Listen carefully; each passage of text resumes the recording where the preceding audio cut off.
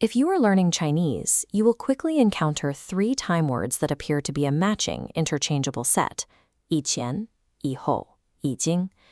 Mixing these words shatters the chronological logic of your sentence.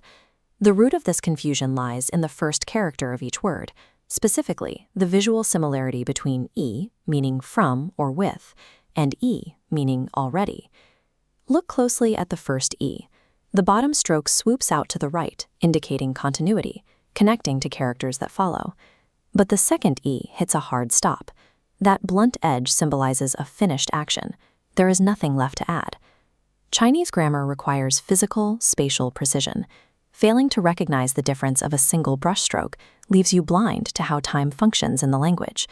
To use these words correctly, we have to map them onto a spatial axis. Time in Chinese has a physical direction. We start with 以前, the word for before. It combines the open-ended yi with qian, the character for front. In Chinese cultural logic, the past is located in front of you. Because it has already happened, it is visible. You can see it clearly.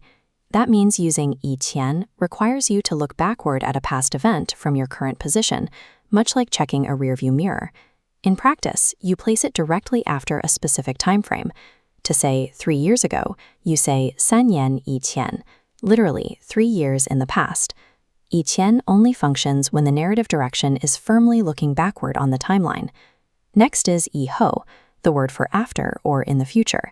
It combines our connecting 以 with 后, the character for behind. This applies the inverse logic.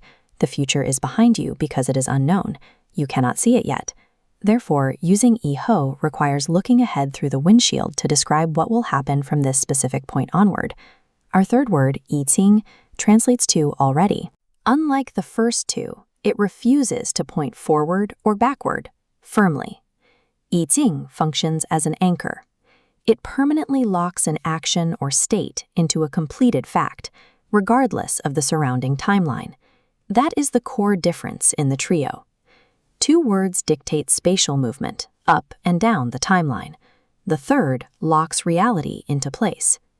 Without this spatial mental model, sentences frequently break under directional confusion. For example, students often use the forward-facing 以后 when describing a past state. This is the equivalent of looking out the windshield while driving in reverse. To fix it, you swap to the rear-view mirror word, 以前. Now the sentence looks backward. Then there is the spelling trap.